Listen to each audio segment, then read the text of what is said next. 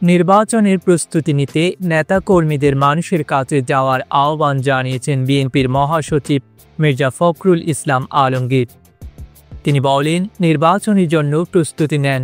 সেই নির্বাচনের প্রস্তুতি কি? মানুষের মধ্যে ভালোবাসা তৈরি করেন।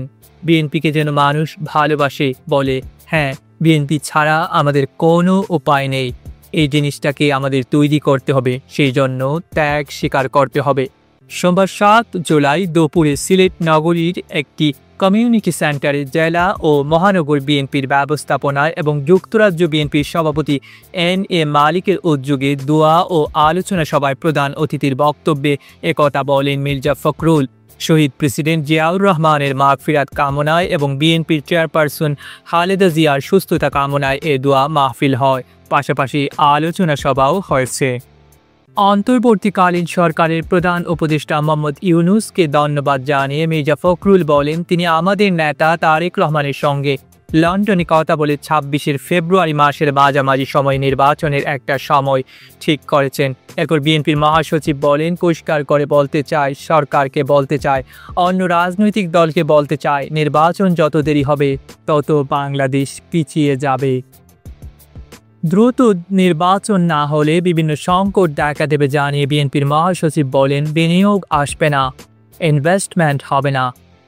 আমার মায়েরা মেয়েরা আরও বেশি নিরাপত্তা হারাবে, মবক্রেসি আরও বাড়বে, জুডিশিয়াল সিস্টেম ভেঙে পড়বে, আইনশৃঙ্খলা পরিস্থিতি ভেঙে পড়বে। সেজন্য দরকার একটি নির্বাচিত সরকার, যে সরকারের পেছনে মানুষ আছে, সে সরকারের পেছনে জনসমর্থন আছে। নির্বাচিত সরকারের চাইতে শক্তিশালী কোনো সরকার হতে পারে না। দলীয় নেতাকর্মীদের উদ্দেশ্যে মির্জা ফখরুল বলেন, আমাদের বিরুদ্ধে যেন খারাপ কথা কেউ বলতে না পারে, আমাদের দিকে আঙুল তুলে যাতে বলতে না পারে যে আমরা খারাপ কাজ করছি, কারো জমি দখল করেছি, রাস্তা দখল করেছি, চাঁদাবাজি করছি, একথা যেন কেউ না বলতে পারে। সবাইকে আমাদের ঐক্যবদ্ধ করতে হবে।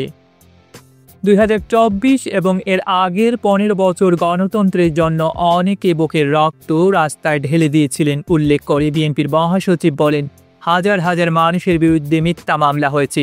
আমাদের নেতা যারা এখানে বসে আছেন তাদের অনেককে পায়ে হাতে দড়ি লাগিয়ে মাসের পর মাস কারাগারে বন্দি করে রাখা হয়েছে। এই সিলেটে অনেককে পিটিয়ে পিটিয়ে শরীর জর্জর করেছে হাসিনা সরকার, হাতে পায়ে বেড়ি দিয়ে আটকে রাখত। এই অত্যাচার নির্যাতন সহ্য করে আমরা এখন এখানে। শেখ হাসিনা এমনি হঠাৎ পালাননি উল্লেখ করে মির্জা ফখরুল বলেন, বহুদিনের সংগ্রাম, বহু মানুষের ত্যাগ স্বীকার, বহু মানুষের রক্ত, বহু মাতার কান্না, সব মিলিয়ে এই ফেসিবাদ মুক্ত হয়েছি। এখন ফেসিবাদ মুক্ত হলাম, ঠিক আছে, এখন করবোটা কি? আমরা তো বলেছি আমাদের এই লড়াইটা হচ্ছে গণতন্ত্রের লড়াই, অর্থাৎ আমরা বাংলাদেশে একটা গণতান্ত্রিক রাষ্ট্র প্রতিষ্ঠা করতে চাই, যেখানে সবার অধিকার পূর্ণ করা হবে, ভোট দিতে পারবে মানুষ, যেখানে কথা বলতে পারবে, বাক স্বাধীনতা থাকবে।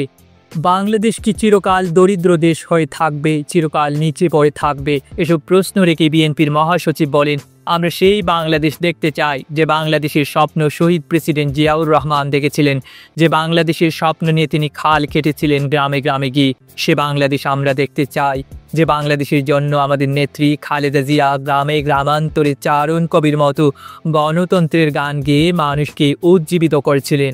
আমরা সেই স্বপ্ন দেখতে চাই। ডেস্ক রিপোর্ট, আধুনিক কাগজ।